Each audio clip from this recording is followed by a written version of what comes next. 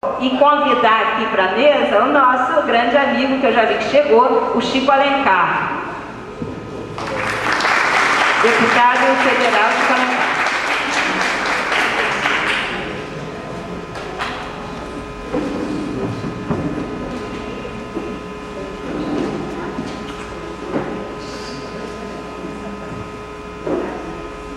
Bom, agora nós vamos passar a fala para o nosso amigo Miguel. Vou apresentá-lo aqui.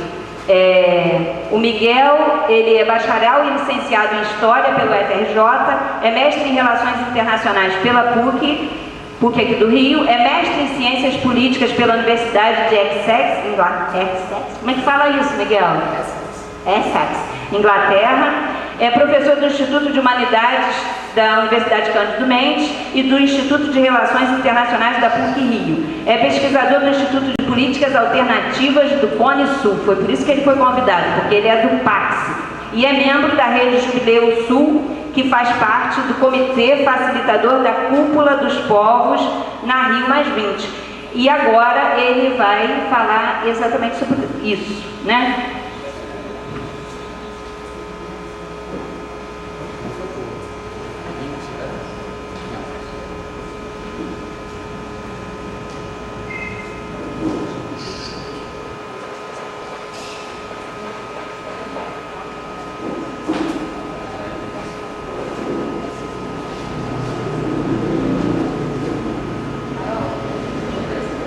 Então passo a palavra aqui ao Miguel.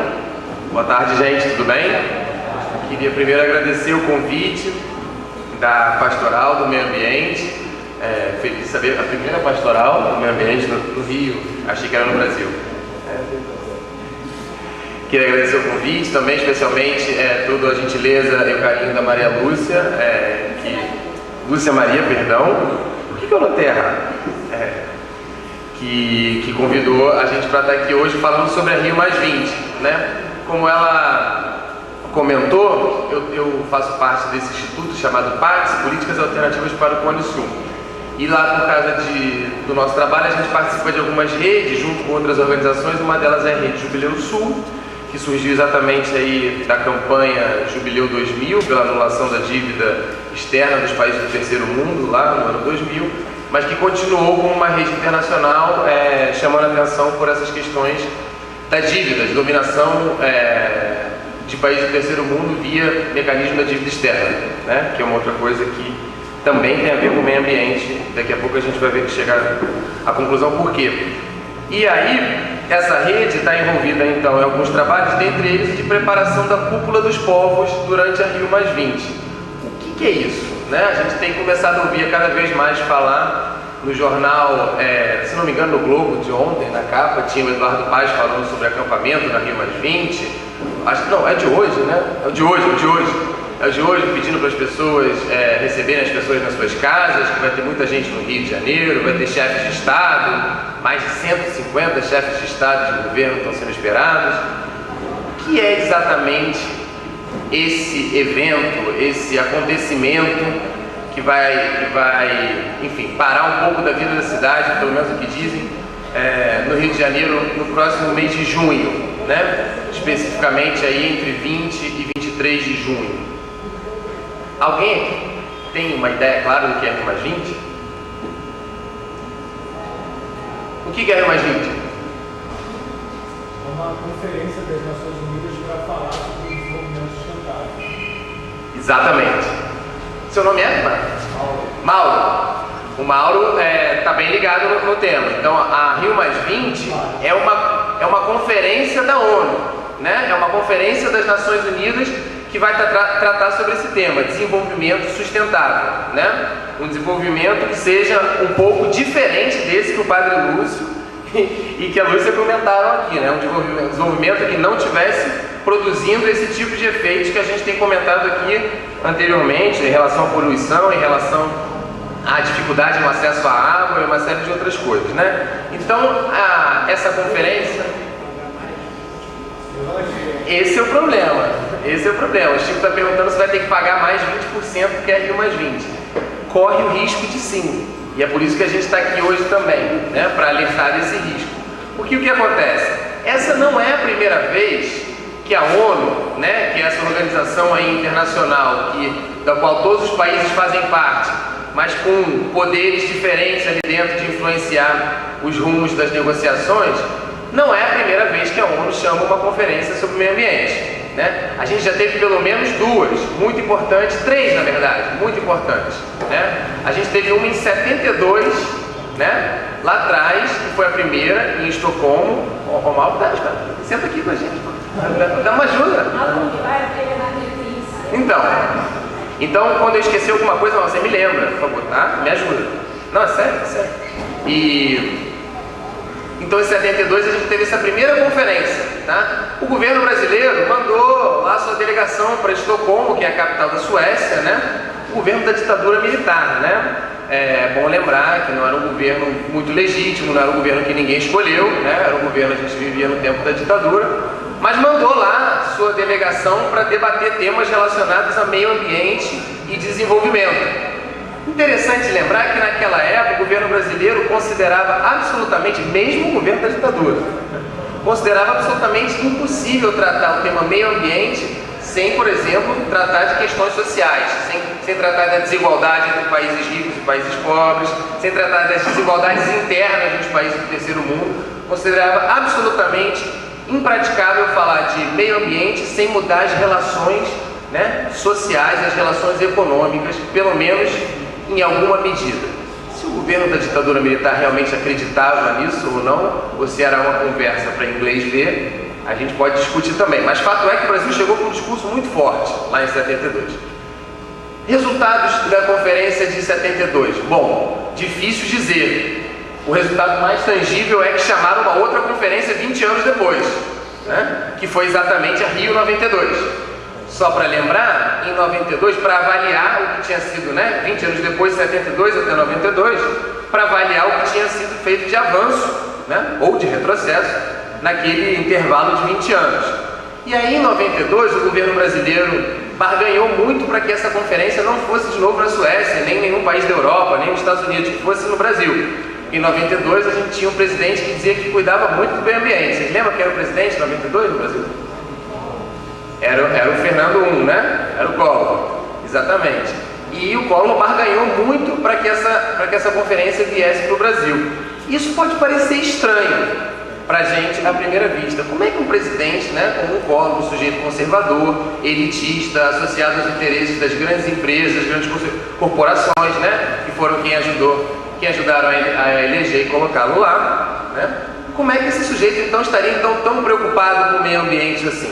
Bom, a resposta é um pouco simples. Já em 92, né, uma série de empresários, né, grandes empresários, não estou falando de empresário aqui, não estou falando do dono do mercado da esquina, não estou falando do dono do açougue, não estou falando de um comerciante, eu estou falando do cara que é dono de grandes bancos, né, na Europa e nos Estados Unidos, eu estou falando de grandes redes de exploração de recursos naturais, grandes companhias, não só como a Vale, a Petrobras, mas todas essas internacionais também. Vários desses empresários começaram a perceber que não adiantava mais ficar falando contra o discurso dos ecologistas, que não adiantava mais simplesmente ficar falando meio ambiente, esse negócio de aquecimento global é mentira. Vocês lembram que no começo eles faziam isso, né? Até comprar pesquisa científica para dizer que aquecimento global era tudo mentira, eles fizeram, no começo tentaram, né? Tirar a credibilidade, né? Descaracterizar, falar, na verdade, a gente não precisa mexer muito nas coisas, vamos fazer aqui um outro ajuste, mas vamos seguir com o mesmo modelo, né, econômico, com o mesmo modelo social, porque vai dar. Bom, em 92, né, a preocupação com o meio ambiente já estava muito mais forte, já não dava mais para simplesmente ficar negando a crise ambiental e nem a relação dela com as crises sociais que estavam acontecendo, né, como a Lúcia muito bem colocou na exposição dela, né, toda a relação entre meio ambiente e saúde, por exemplo, mas não apenas, né, entre meio ambiente e diversos outros direitos sociais muito importantes. E aí muitos empresários espertos começaram a falar assim, bom, a gente não pode mais continuar falando contra o meio ambiente. A gente tem que começar a dar um jeito de falar a favor do meio ambiente, mas de uma forma que não mude nossos interesses.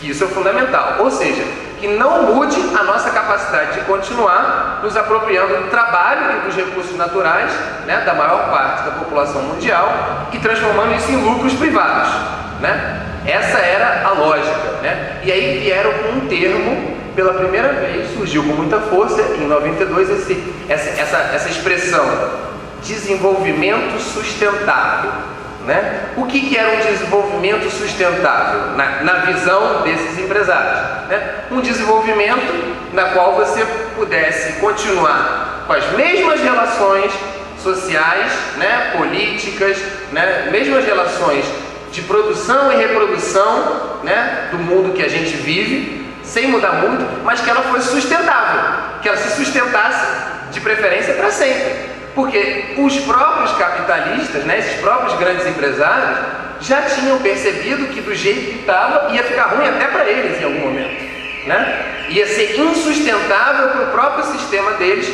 continuar com aquela exploração infinita e desmesurada dos recursos naturais e das pessoas, né? Que nada se faz sem trabalho nesse mundo, né? A gente sabe disso.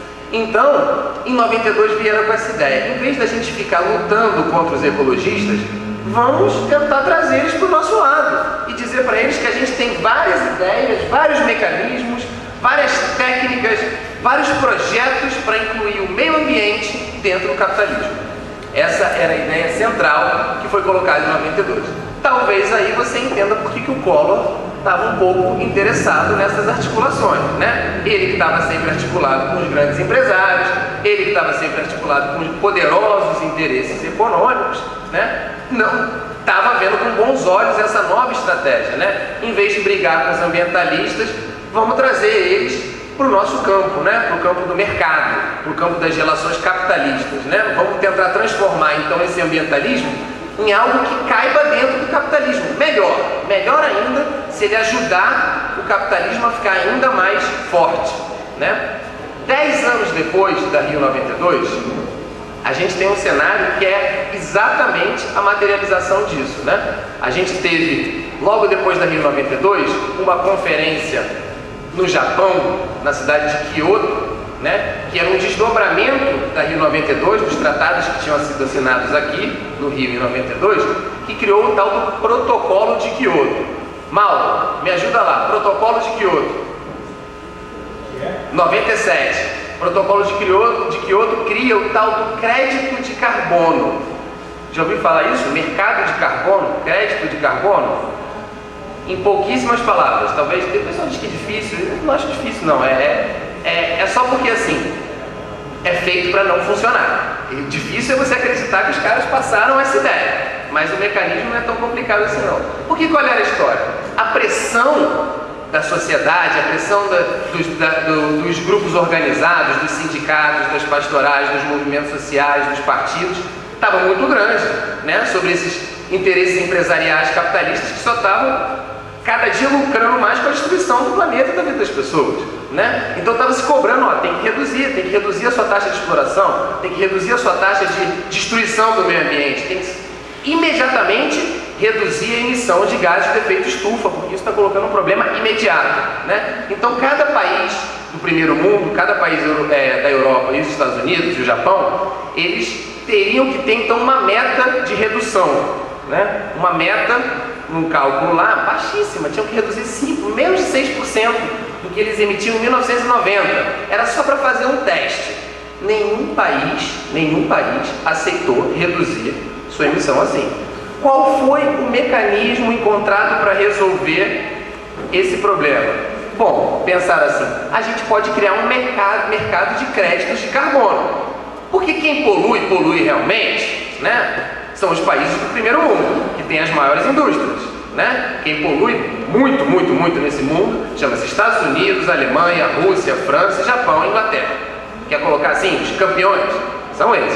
Hoje estamos chegando, tentando rivalizar infelizmente com eles, nós, a Índia, mas ainda bem longe, e China principalmente. A China foi quem talvez deu esse salto e chegou nesse clube infeliz dos grandes poluidores. Mas qual era a solução então? Países que não estão poluindo muito e que não têm, pelo menos na época, não tinham a obrigação de reduzir emissão, podiam vender créditos de carbono para aqueles países que estavam poluindo, para as suas empresas que estavam poluindo. Então, por exemplo, pega uma empresa tipo a Bayer. Lembra daquela história? Se a Bayer é bom? Bom para quem, né? Tem que saber. Porque para o meio ambiente certamente não é, para o planeta certamente não é. Mas pensa a Bayer tinha que reduzir então 6% da emissão dela. Só que para a Bayer reduzir 6%, ela ia perder bilhões de euros. Pensa só, ela tem que ou baixar a produção ou investir em uma nova tecnologia limpa que muitas vezes não existe, né? Para uma indústria petroquímica que nem a Bayer. O que ela faz então?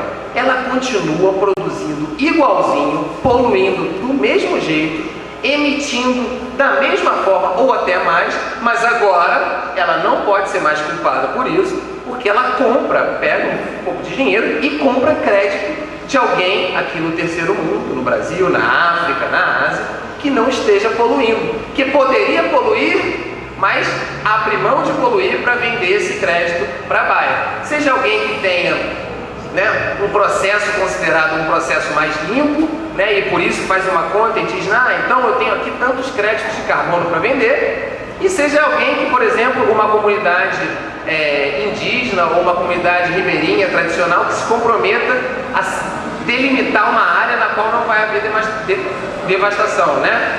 E aí isso também poderia ser vendido um crédito de carbono. Essa foi a solução encontrada. Mas aí você me pergunta, Miguel, isso não é um jeito de mudar as coisas, mas manter tudo como está? Sim, porque a Bayer não parou de poluir um metro cúbico, né? Nem um pouquinho dos seus gases de efeito estufa. Na verdade, ela está comprando o direito de poluir. Aí você pergunta, bom, pelo menos, Miguel, não seja tão maldoso. Isso vai ser um incentivo para que eles poluam menos. Se agora eles têm que comprar esse certificado, né, para poder continuar poluindo, isso vai custar dinheiro para eles, né? Então vai ser um incentivo para gradualmente, né, eles vão baixando a poluição. Só que tem um problema. Esse certificado que eles compram, eles revendem no mercado financeiro internacional e começam a especular em cima desse papel. E ganham dinheiro no mercado financeiro, especulando, né? Apostando na aposta do outro. Então, eles compensam esse investimento inicial no crédito de carbono e ganham muito mais dinheiro em cima disso. Ou seja, acabou virando um negócio muito rentável para quem é poluidor. E não alterou em nada a situação de agravamento do aquecimento global. Se você pega os números que a Lúcia colocou e outros, a situação é gravíssima, né? Tem lugares no mundo hoje que já estão sofrendo, pessoal, das comunidades indígenas do altiplano aqui na América do Sul, Bolívia, Equador, né, Peru, que vivem em cima da Cordilheira dos Andes, dependem da água, né, que está lá conservada em forma de gelo, que todo ano degelava um pouquinho e eles tinham essa água então para sua agricultura, sua subsistência. Tem lugares que já não tem mais, já secou tudo, que era para degelar em 150, 200 anos, já acabou. Já tem um processo de desertificação em cima da Cordilheira dos Andes, aqui do nosso lado, tá? Então só para dizer que não é um negócio que vai acontecer daqui, já está acontecendo. E ao mesmo tempo as empresas continuam lucrando, continuam emitindo, continuam tentando propor um modo de vida, né, diferente daqueles que são os detentores do seu capital, para aquelas pessoas do mundo inteiro que têm que sofrer as consequências, né, desse modelo de produção. Né? Certamente, né, os acionistas dessas grandes empresas estão vivendo muito bem, cada um com vários carros, vários iates, comendo nos melhores restaurantes da Europa. Mas e aí, a que custo? Né? Não mudou nada na relação deles com o meio ambiente, mas agora eles têm toda essa pompa para dizer, somos uma empresa verde, né? Compramos crédito de carbono, somos uma empresa ambientalmente responsável. Somos uma empresa com responsabilidade social e ambiental, né? Temos agora um selo verde nos nossos produtos, que prova que a gente tem uma consciência ambiental e estamos trabalhando pelo planeta e pelo meio ambiente. Aí você pergunta, mas como? Como se o modelo está mantido? Como se na verdade agora você está fazendo tudo o que você fazia antes, né? Mas agora simplesmente com uma maquiagem verde em cima das suas práticas, que inicialmente parecia até que ia custar um dinheirinho extra para essas empresas, atualmente já viu que é uma nova fonte de lucros. Como é que então isso pode estar sendo bom? Né? Essa é a minha pergunta. A minha resposta, até o momento, é não sei. Não consigo ver como isso pode ser bom. Hoje em dia, o termo que está sendo usado não é mais tanto desenvolvimento sustentável. Esse termo já está meio desgastado. As pessoas já se deram conta que desenvolvimento sustentável, vem cá, sustentável para quem? Sustentar o quê? A gente quer sustentar esse modelo? A gente quer sustentar essas relações sociais, essa desigualdade que está gerando não só esses problemas sociais tão grandes, mas também o problema da relação nossa, né, de seres humanos com o planeta mesmo. A gente quer sustentar isso. Muita gente questionou o tal do desenvolvimento sustentável, apesar de ser o nome oficial da Rio+20, né? Então estão vindo com outro nome agora. Qual é o novo nome? Alguém sabe? Mal. Estão vindo com o nome de economia verde. Talvez o pessoal esteja começando a ouvir falar, o Rio de Janeiro acaba de criar uma Secretaria de Estado de Economia Verde, né? Tem a Secretaria de Meio Ambiente e agora tem uma Secretaria de Economia Verde. Supostamente uma coisa diferente. Vendo lá? Então temos aqui essa proposta da economia verde. Economia verde vai salvar o mundo, economia verde vai salvar você, economia verde vai salvar quem está em perigo, economia verde é um novo paradigma. O que significa economia verde? Bom, em termos bem concretos, até o que a gente viu, estamos estudando bastante isso até agora, não significa nada de diferente. Significa um novo nome, uma nova maquiagem, um novo jeito de tentar mudar as coisas para manter tudo como está, né? Porque o que a economia verde coloca é o seguinte: a salvação então para o meio ambiente seria a gente privatizar toda a natureza, né? O problema da devastação ambiental é: se tem uma floresta ali, ela não tem preço, no nosso regime, né, econômico capitalista só se dá valor para aquilo que tem preço. É por isso que a gente está devastando a floresta. Se a gente conseguir colocar um valor para ela, um preço, né, portanto, transformar a floresta, os bens comuns, né, a água, o ar, né, em mercadoria, aí a gente vai preservar, porque a gente vai ter incentivos para as próprias empresas, para os próprios capitalistas quererem preservar. Vocês acham que essa ideia vai funcionar? Essa ideia esquece, né? Essa proposta esquece que é a própria transformação dos bens comuns, água, ar, natureza como um todo, relações sociais, né? É a transformação disso em mercadoria que gera maior ganância e gera maior tentativa de ataque voraz para se apropriar dessas mercadorias, né? Então, se o que antes era bem comum, né, e agora é privado, a tendência é a maior luta por aquilo, por controlar aqueles territórios, por controlar aqueles recursos naturais, por controlar o que antes era público, mas agora vai ter um valor muito grande. Você sabia que nem sempre na história da humanidade as pessoas tiveram que pagar para ter água, né? A água era considerada um bem comum. Hoje, boa parte da humanidade tem que pagar para ter água, né? Então imagina, uma grande competição das grandes empresas mundiais lutando para ver quem domina as fontes de água para depois ver, para poder vender, cada um botar seu preço. É para isso que a gente está se encaminhando. Só para finalizar então, gente, em junho aqui então, a gente vai ter duas coisas acontecendo no Rio, principalmente, tá? No Rio Centro, na Rio+20 oficial, vamos chamar ela assim, né? Nessa Rio+20, que é puxada pela ONU, já tem, ó, de 20 em 20 anos tem uma conferência dessa, né? 72, 92, 2012, né? Por isso que ela chama Rio+20, é 20 anos de 92, né? E teve uma em 2002 que foi a Rio+10, né? Que consagrou esses princípios da responsabilidade social e ambiental das corporações capitalistas.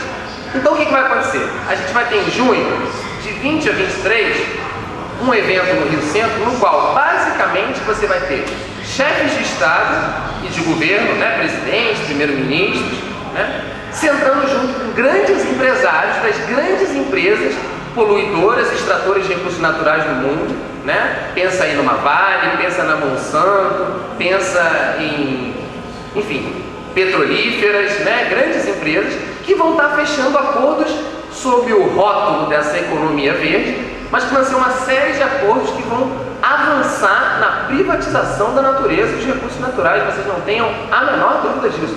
Esses acordos, eu estou falando isso porque os rascunhos, né, os documentos, os rascunhos dos documentos que vão ser aprovados em junho já estão sendo elaborados. E todos eles apontam nessa direção. A solução para o mundo seria então privatizar o que ainda não está privatizado, né? Fazer o que não dá lucro começar a dar lucro. Então tem coisas que a natureza já faz sozinha e que a gente tem que botar um preço nelas. O processo de polinizar da abelha, por exemplo, que é um exemplo que a gente usa muito, porque é um dos mais absurdos. Quem é que paga pelo trabalho da abelha? Ninguém paga.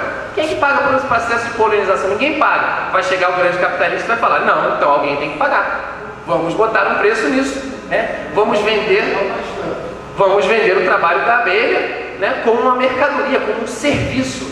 Então você vai começar a ouvir propostas de pagamentos por serviços ambientais, PSA. Tem até um projeto de lei lá no Congresso versando sobre isso, né? Algo muito perigoso, porque é uma forma de você privatizar aquilo que era público, aquilo que era comum, né? Aquilo que a gente precisa, né, e tem direito para a nossa subsistência, né?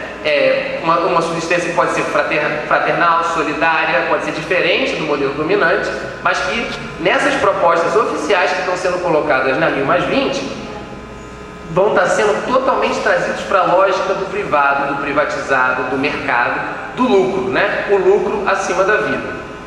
A boa notícia, falei muita coisa ruim, não é para desistir, né?